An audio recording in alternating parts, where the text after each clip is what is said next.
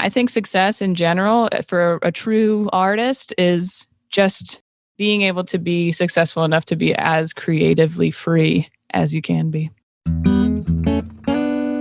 Brian Smith here, and welcome to the Dream Path Podcast, where I try to get inside the heads of talented creatives from all over the world.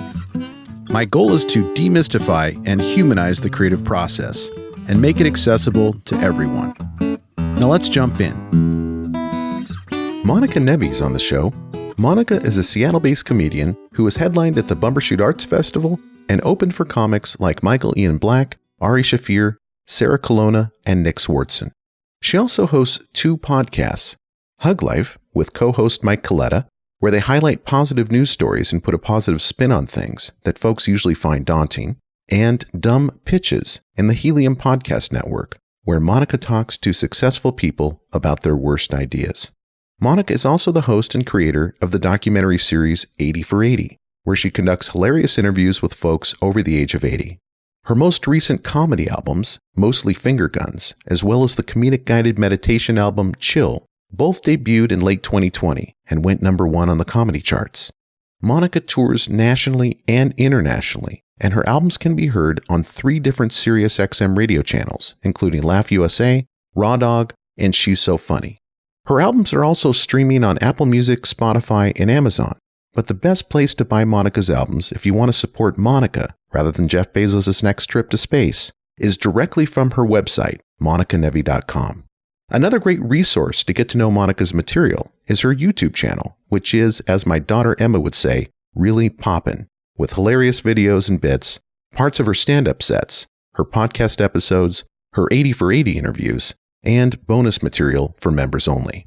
So without further ado, let's jump into my chat with Monica Nevy. Monica Nevy, welcome to Dream Path Podcast. Thank you for having me. So I saw your show in Yakima. Oh, did you? Yeah. And thanks for making the trip over to Yakima. We don't have a lot of folks that travel from outside to put themselves out there in that way in Yakima. It's not a big comedy town, as you know, as you probably picked up on when you booked the gig. Well, but yeah, you did great. It was a nice set. I watched it streaming. I wasn't there, but I did get a chance to see the camera turn on the audience, and I could see what you were talking about in terms of the awkwardness of being able to see every set of eyeballs that's in that room. That's funny. How different is that room than most of the gigs that you have on the West Side? I mean, just most comedy gigs in general are that stereotypical, like brick walls, low ceiling, a lot of people real close together, which obviously right now isn't as much, but it's like a really tall ceiling. It was really bright in there. I could see everybody. And then they had tables at certain seats, but not, that's what I figured out later, was that they sat everyone where the tables were. So there was like, 3 or 4 rows of people and then a huge space and then another row of people because there was more tables in the back.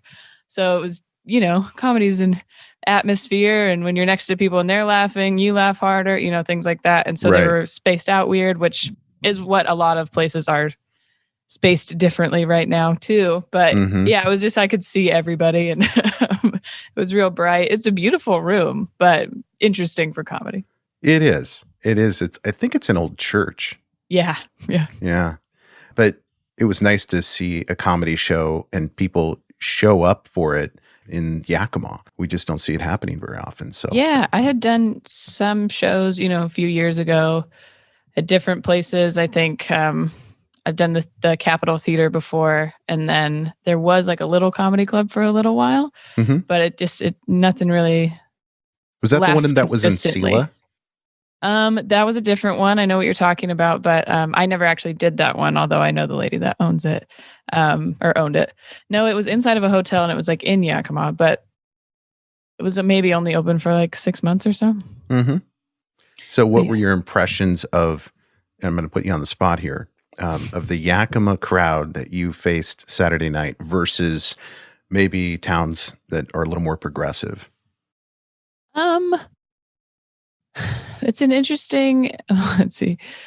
They were very mixed age demographic. which makes things a little bit more complicated because it's like, well, I can do jokes that I know an older crowd would like, or I could do jokes that I know a younger crowd would like, or whatever. But then there's a mix. So it's like, well, some of you are going to like this and some of you are going to like, not that all my material is like only for one person. But yeah, a lot of my new stuff is kind of about being a millennial and also like parenting as a millennial. And so it works for everybody, but obviously it really hits with like a millennial crowd. And so there was like a few tables where they were like, this is the greatest thing ever. And then, some of the older people were like, all right, yeah, that's fine.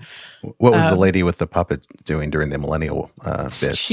That's the thing. Larry, the puppet, really liked me, which is why it was a little distracting. But yeah, if you guys didn't watch or weren't there, there was a woman in the back row that had a puppet with her, like a big one. A full what do they call that? A ventriloquist? Like dummy, I guess. But dummy. It's and so she, like, Larry would react to my jokes. He'd laugh. He'd wave his hand a lot when he liked, which is why I eventually had to say something because I was like, what is happening? Right. You can't go an entire show without addressing the puppet in the room. Exactly. And so we talked for a little bit, but she wouldn't talk to me. She would talk through the puppet and put like her, and she was in the back row, so I couldn't really hear her. So it didn't go on for very long. But then, and I don't know this person. I don't know why she travels with a puppet.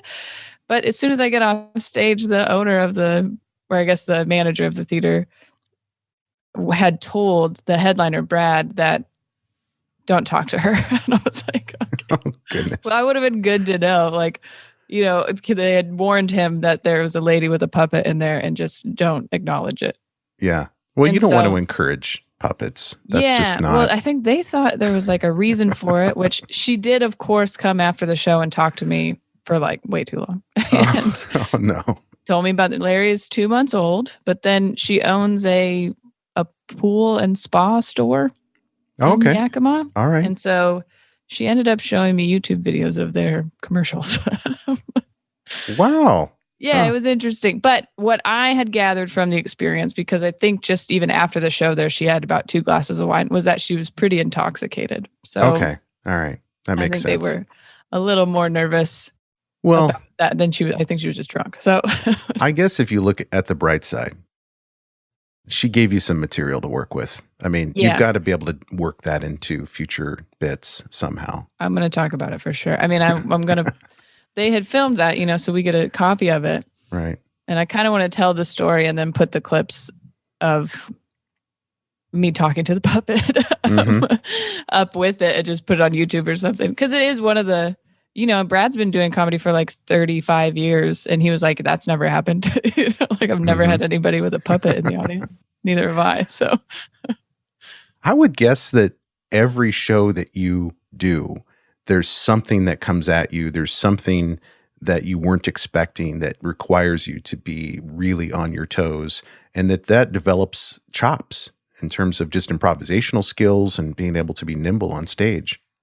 Yeah, definitely. And unfortunately, I think with any art, nothing goes exactly as you hope, as you plan. You're like, this is the exact jokes I'm going to do in this order, and maybe they don't go. Or, any musical performance, or I would assume with art, I know with like me actually drawing or something, I'm like, that does not look anything like I had hoped, but I'm not good at it. So it's always a bit different, but I can tell now before I get on stage what it's going to be like, I guess, like you can tell if they're drunk, you can tell if they're quiet, you can tell if they're conservative or more liberal or what, like you can kind of tell based on either the host or just judging people. Most of my job is just judging people, but what's going to happen. So that comes with time for sure, because you've seen something like most audiences in your career. And then the crowd work really, for me, maybe at because I've been doing it a little over 10 years, maybe around 7 years, I was like, I'm not really afraid of anything anymore. I performed at a lot of casinos on like a Wednesday or something, not ideal situations. So I'm not afraid to talk to people. That's not really my plan sometimes, but if that's what happens, that's what happens. And sometimes they like that more than my material, which is kind of annoying, but that's okay. So crowd work, just for my listeners who are not familiar with comedy speak, tell us what crowd work is versus your set.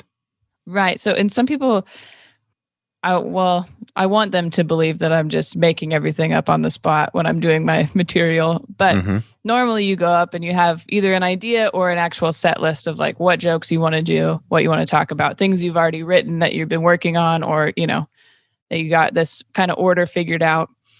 And then crowd work is what happens when you just start talking to the crowd instead. And so that can be your classic, like, what do you do for a living? Or for me, most of the times, I don't get heckled very often in like a really negative way, but I do get drunk people just yelling out. And sometimes it's pretty positive, but it's like so distracting that you have to acknowledge it. Or, there's a lady with a puppet and you're like, we all see the puppet, right? Right. So crowd work is just that, like, riffing is what people talk about a lot, kind of just going off what the audience is either saying or doing or asking them questions. So it's that unscripted riffing, work with the crowd. Yeah. Isn't there a comedian who is really known for his crowd work? I think his name is Todd. Todd Barry.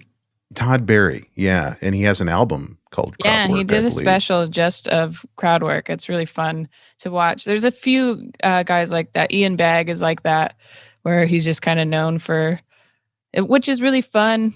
It's nice to be able to add it to my act because, one, sometimes I do get tired of my own material, but also when the crowd is like wild, it's so difficult to be like, okay, listen to my jokes. It's right. just, it's easier and sometimes more fun and interesting to just be like, all right, what do you guys want to talk about? Right. Well, I think crowd work for me, and I wouldn't call myself a connoisseur of comedy, but I'm a big fan. I've been to the Comedy Store multiple times, and my first comedy album was Steve Martin. Yeah. And my mom bought that for me when I was in grade school, and ever since then, a huge comedy fan. But I think what separates for me the real comics from the folks that maybe are just rehashing their old set over and over again is the crowd work. And Dave Chappelle's great at it. Patton Oswalt, Todd Barry, of course, famous for it.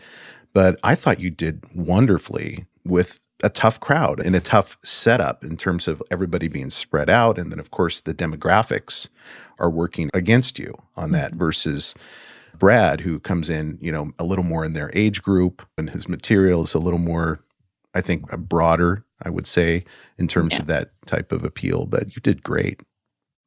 Thanks. Yeah, I do think that the comfortability and the crowd work and stuff just comes from having done it for quite a while. And it'll be good again. Not that was bad, but it's like, this is interesting. And a lot of the crowd work ends up having me think about something else and then sometimes turns into material. So it works out. So you went to Seattle University or Seattle Pacific? I went to Seattle University. Okay. My alma mater too. I went there for law school. Oh, really? Yeah. Hey. Yeah, I went to law school when their campus was in Tacoma, so I never got to see the Seattle campus. Oh, well, back that's in very pretty. But late 90s. Yeah. But so what did you study? I studied sports and exercise science, actually. Okay. And that was right in line with your basketball career? You were kind of hoping to go that direction? Yeah, that was kind of the other option was probably to coach. I think that would be what I ended up doing had I not started. I started stand-up my junior year in college. So probably a couple years in, I was just like, this is what I want to do, and I'll figure out how to make it my career. But I thought about, because, you could do athletic training or exercise physiology, like testing and stuff, which is really interesting to me. But stand-up just always felt like more of the direction I wanted to go in if I couldn't play anymore. And so who were your influences before you made that decision to get up on stage for the first time? That's a funny, okay. I used to listen to a lot of Dimitri Martin. I was a very like what you say is funny kind of person. Like you don't need to be too physical. I really like Nick Swartzen. That was one of the first people I saw on like Comedy Central where I was like, I love this. Maria Bamford was someone that was probably the first woman I had ever seen like actually have a special. And I was like, oh, we're allowed to do that. That's great. yeah, just people, it's kind of like, not that I'm like any of those three, but I like the just what you say and you think about it, and that's great. You don't need to be doing like high kicks and jumping off the stage for me, Right. at least, to enjoy Right. it. So I'm trying to find the common denominator for all three of those. And I think if I were to pick a word that ties all of them together, it's vulnerability, where they're just putting themselves out there and almost no ego whatsoever for any yeah, of those comics. that would make sense to me. I think it is like their ability to continue to dissect just normal things and how it relates to them. I think maybe that's the biggest thing. I never even thought about that.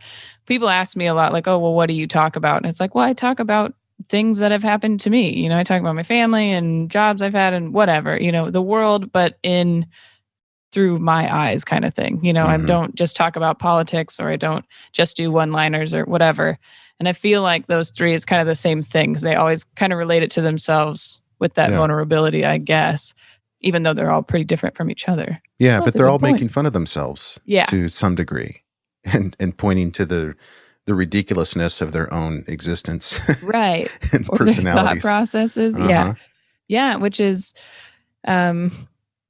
those guys. I mean, I've been lucky enough to either see or work with all three of them, which is kind of crazy when you're, I was 14 watching them, and now I'm with them. But none of them have really changed the fact that they can be vulnerable, because we've all seen someone we liked when we were younger, and then they get really famous, and then the topics don't really relate to you anymore, or something like that. And then I worked with Nick Swartzen maybe 2 years ago, and I was just blown away with how incredibly relatable and just hilarious his stand-up still was. And I mean, he was a great stand-up to start with, so it's not like he didn't have any foundation or anything, but people know him from these movies sometimes, and then they're like yelling out movie titles at him while he's trying to do his do his material, and he's like, yeah, I was in that, all right, cool. But he also like had some really funny material about filming certain movies, and not in like a name droppy way. Like I've seen a lot of comics start to talk about SNL or whatever they were on, and you feel like they're just kind of, I don't know, trying to impress you. But he just had really good material about like the actual work of filming a movie, and it kind of addressed people yelling it out, and then he would move on and to like, normal, stuff about dogs or whatever. It just, really impressive, and all still really kind of writing in the same way, I think. Every time I think of Nick Swartzen, the image of him on Reno 911 in his short shorts and his roller skates, I just cannot stop thinking about that. It is the funniest character on Reno 911.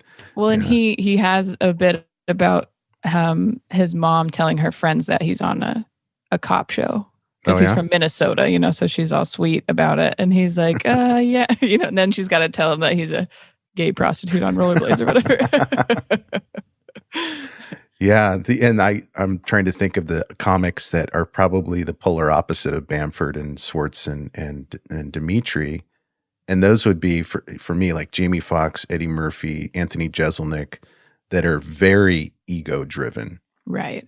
I could hear, Jeselnik and I mean, like in terms of the types of comics out there, I totally see your comedy fitting in with the vulnerable side of things, the vulnerable end of the spectrum. And that's the type of comedy that I really appreciate, because it's putting yourself out there in a way that exposes your underbelly. It's like, this is me, and accept it or not. Yeah. And I listened to your album, and mostly Finger Guns, is that what it's called? Yeah. And same thing. And you've just got a great vibe, and your career. Tell me where you're at right now. How would you, if you're sitting on a bus and there's maybe a grandma type who asks you, what do you do for a living? And, where are you at now, and what are your career goals? How would you describe your career right now in comedy? Well, obviously killing it, because I'm on a bus with my grandma. No, And you're talking to me too. So yeah, when I first started, my goal was to have stand-up be the only thing that I do, have it be my career. And it's been about 6 years that it's been full time. And some of those times were much more scary than others. But I like reevaluating what I want the future to look like and how I want this to continue kind of happens constantly. I've had opportunities or experiences that kind of changed what I wanted to do. I think for a long time I was like, oh, I could write for a TV show. That sounds great. And then I made a documentary series and I was like, oh, I like making my own stuff. I kind of really like unscripted, like you just learn these different things. Talk about 80 for 80 or? Yeah, 80 for 80. Sorry. Yeah, I saw that. Yeah. Yeah. The main goal for me at this point is to continue to create things that I want to make and kind of cultivate this little fan base that is interested in exactly what I'm doing. They know what they're into when they're coming to a show. They know what they're getting into. And it's working so far. It's just a very slow burn. Like I feel like my whole career is just a bit of a slow burn, which is okay because I do feel like it's going to be what I want and I won't get this kind of confusion of, I was on a TV show that has nothing to do and played a character that is nothing like my act. And then they are very confused when they come and see, not that that's, I would gladly be on a TV show too, but, but I like the idea of people knowing what they're coming to see and being excited to see that thing. And, which then brings you to dabble in different things and kind of create, you got the podcasts and the documentary series and the meditation album and just weird different stuff so that there's a diverse portfolio of things to find me through. But stand-up will always be the main focus, the main goal. The other things are so that people want to come and see me do stand-up. Yeah. So let's go back to your junior year. Okay. You decide to try stand-up for the first time. What were you thinking? In here, I'm talking from the standpoint of a parent. You're in college. What the hell are you thinking? Standing up on a stage doing stand-up, and what called you to that type of art? It's so interesting. I mean, none of it really makes sense on paper because I never did any type of performance, anything. I was an athlete, and that was it. And I think I had been on stage maybe twice when I was in elementary school, nothing.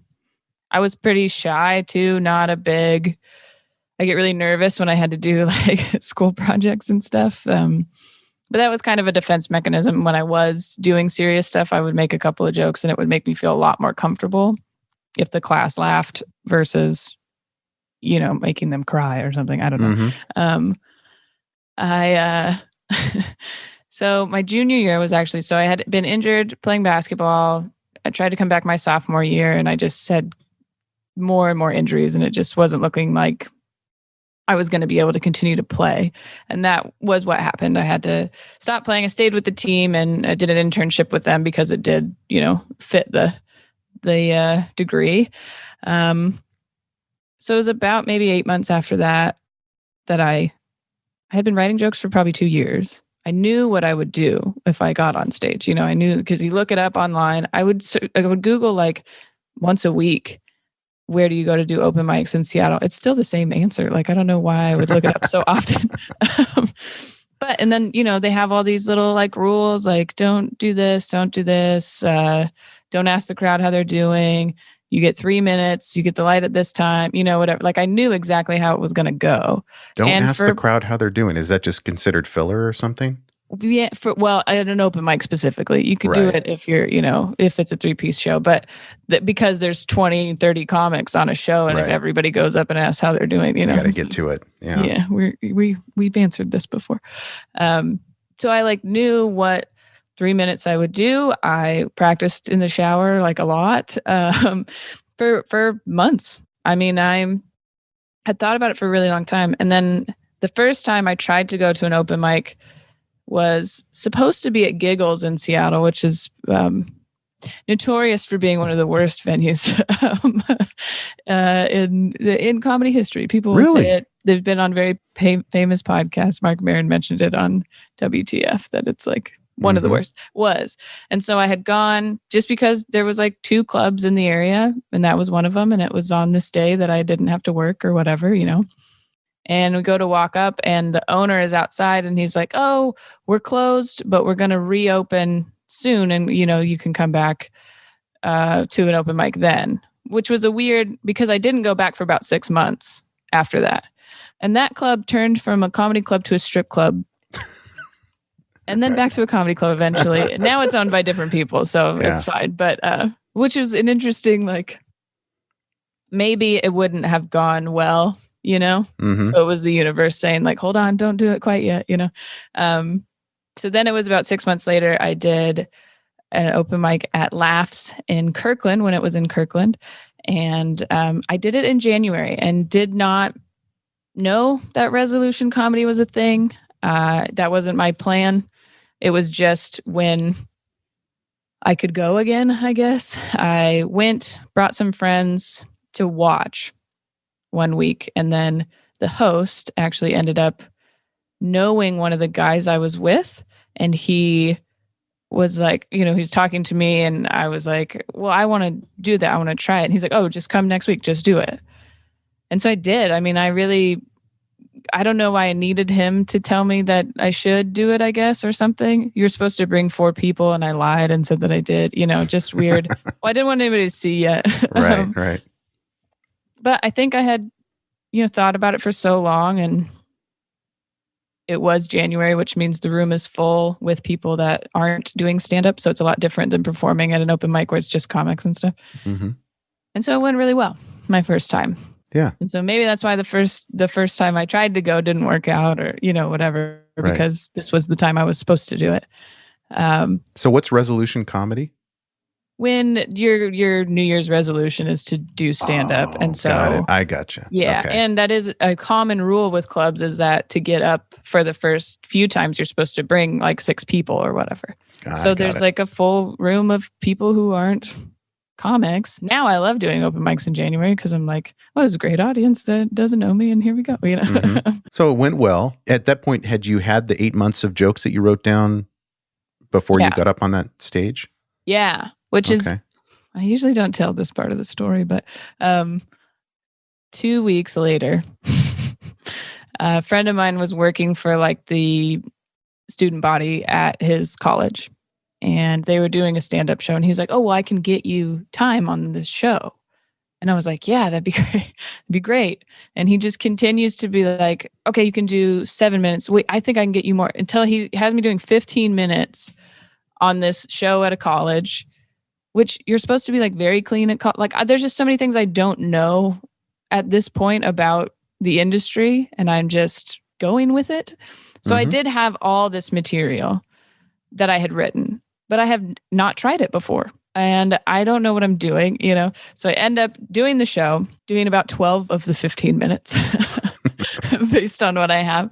Some of it is fine and good, and it was a really big crowd, which is so, now you're like, yeah, a college show like that would be awesome, but that's not how college shows are. You're in a cafeteria while people are eating, no one's paying attention. And I had an abortion joke, like just stuff I wouldn't do now and didn't think about then, Right. Oh man, it's painful to think about it now, because it's like, I just knew so little. I had done 2 open mics and then was like, yeah, I'll do 15 minutes. Wow. At the college show, Like, that's a big step. So silly. But then, and then there was plenty of nights that didn't go well, or new jokes that didn't go well. So I had a good start, which I think kept me holding on to it, Mm-hmm. And I wonder if that very first night hadn't gone well, would I have kept doing it? I don't know. But so what does doing well feel like and look like and sound like? Because my definition, like, I'm not a golfer, but I used to golf like maybe once a year at this convention I went to.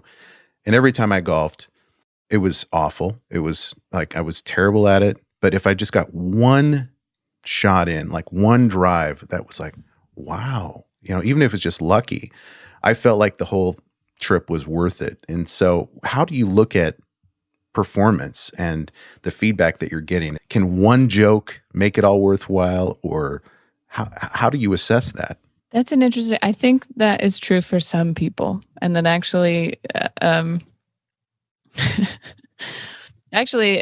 like helps me make sense of some other people's careers where they've just been doing open mics for 12 years and not well. And you're like, I don't know why you keep doing this, but okay. But that's maybe it's, I don't know. It's their one golf tournament a year and it feels good at one point. It needs to be a bit of a higher percentage for me to actually feel good about it than just one good shot, but it feels amazing. Obviously it's almost like a high. It's still, for me, every time before I get on stage, I'm like, what a dumb concept. Like, I'm just going to say stuff that I thought of and they're going to listen to me. And usually they like it. It's just such a weird thing because it's not, it's not poetry. It's not a song. It's not the same type of live performance that you would think of. You're like, I'm just going to talk and hopefully you like it. From an open mic perspective, or if I'm doing something new, if I did 5 brand new minutes and 3 of them got laughs, I'd probably feel like something's there. I can work with it. Yeah. But now it's like, sometimes I get really picky or like over analytical. Like Saturday was fine. It was a good set. They liked me.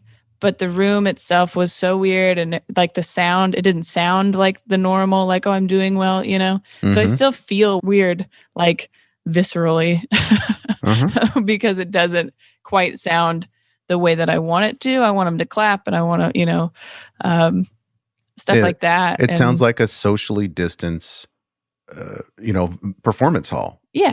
And that's just not a comedy club. Right. sound. It just doesn't sound the same. Yeah, right. It feels, oh my gosh, and nothing will feel worse than doing a Zoom show when everyone's muted. So I can't really complain too much anymore. But right. Yeah, I don't know what it is. There is something like just really incredible about thinking of something that you haven't told anyone yet, telling them, and then them really thinking it's funny, and you're like, I was right. I knew it was funny, like, yeah. There's a little bit of like, I don't quite get the same. This is what I imagine it's like to be a musician, right? You walk out and everybody's like cheering, and that feels great even before you perform, like you have this like amped up. I don't quite feel like that. I feel like I need to prove myself first. And so just like with the school presentations, it takes me getting a laugh first to kind of go, okay, now I can be a little bit more comfortable every time I perform. So even if it was a crowd full of people that like were there to see me, loved me, already knew, me from whatever else, I still feel like I have to give them what they're there for before I can feel comfortable, I'm going to make sure they're not disappointed in what I'm doing. As you may have noticed, there are great resources and advice mentioned in all our episodes. And for many of them, we actually collect all of these resources for you in one easy place, our newsletter. You can go to dreampathpod.com/newsletter to join. It's not fancy, just an email about each week's episode, featured artists, and resources to help you on your journey. Now, back to the interview. So your process in terms of refining, are you constantly making adjustments when you get up on stage and you try something? And are you experimenting with timing, with switching wording? And is it a constant state of revising and, redrafting? I don't know how to describe it, but, changing your set to improve it. I think that's pretty common for people. And yes, I'm always kind of moving things around and adding little parts. And sometimes that'll take months where it's like, I wrote this one part and then 3 months later, I think of this other joke and you're like, oh, those go together perfectly, And so sometimes it takes time. I, however, pretty normally, the joke is fairly formed when I first write it down. Like my mind goes pretty quickly in that. And then I almost have trouble sometimes making adjustments after that, because I'm like, this is just how this joke goes. I'm pretty good at switching order and being like, well, that part's funnier, so it should go last, or this, this builds up this way. That stuff I do a lot. Or just even content wise, like your whole chunk, you're like, oh, well, talking about the stuff about my family goes better after the stuff about dating, or whatever. Mm-hmm. But the little jokes itself, like the bits itself, they're fairly formed when I have brought them to the stage. I think I don't know if it's insecure or nervous or what it is. So I do think through them pretty thoroughly before I ever try them. And some people are like, well, I wrote down condoms, so I'm just going to see what happens when I'm up there. Like that doesn't work for me. So yeah, it's interesting. I know some comics are very like Mark Maron, for instance. I mean, kind of a talky guy, gets up there and just, I think his narcissism which is great, by the way. I'm not trying to disparage him when I say that. Yes. Narcissistic, but if, he has a podcast and the first 15 minutes of every podcast are about him and, what he's eaten for breakfast that morning and how he feels about his cats. But that's just his stand-up style. And he gets up there and just kind of talks through things and works things out. It sounds like you're working, like you are pretty fully formed when you get up on stage in terms of the actual jokes that you're writing. And it's a very joke-centered performance. Yeah. I don't know why that is compared to other things, or why I like doing crowd work, even though that is how I perform. Like I like to be prepared and do my jokes, and I want to do the material. But at this point, I do like doing crowd work. I was watching a comic this last weekend who I love. I think he's great. And there was some weird, this lady had a really weird laugh. This guy in the back kind of kept yelling out at him, and he just didn't acknowledge it at all. And I was like, I don't think I could do that. I'd need to say something, but he wanted to get through this new material he was working on. And so I think he just kept pushing through, and it wasn't distracting enough to derail everything, but everyone noticed, Yeah. And for me, I was like, I would have to say something, but I don't know if that's a good thing or not.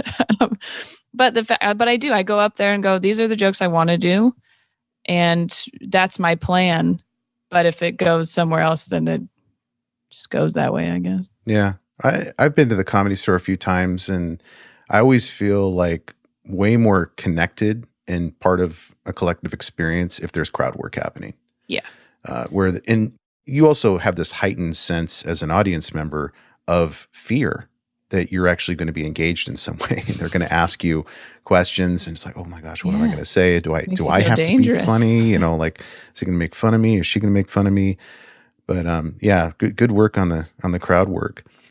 So the podcast, I want to talk to you about your podcast. You have Hug Life and also Dumb Pitches. Dumb Pitches, yeah. Yeah, but Hug Life's been around for quite a while. You're in the 300s, right, for episodes? Yeah, it might be nearing 7 years, I think. Right. That one's been around for a while. It's me and Mike Coletta, and it's a positive podcast. We talk about nice stuff and good news stories and play stupid games and positive spin topics and whatnot. And yeah, I mean, we started so long ago, so now it's like, well, maybe it's needed, but it could be we're not trying to change the world or anything. Right. Just the idea that, when you watch the news and so it's hard, you're scrolling through your phone and it's just all this negative stuff. It can be overwhelming. It's like, well, then here, watch something stupid or listen to something stupid for half an hour to an hour every week. Yeah. Well, I listened to your most recent episode involving Tony Hinchcliffe right. and the cancel culture. And I'm glad you brought that up because I don't really watch the news. I look at social media way more than I look at the news. Right. But I did see that on my Twitter feed, that horrific bit that he did.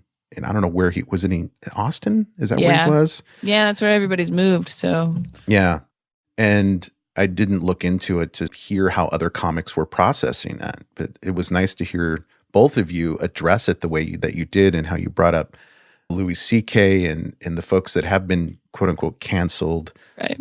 And what is going to happen with Tony. So that's a nice forum to have that discussion. I like your podcast. Thank you. I appreciate it. Yeah, and we do challenge ourselves sometimes where it's like, okay, we have to positive spin,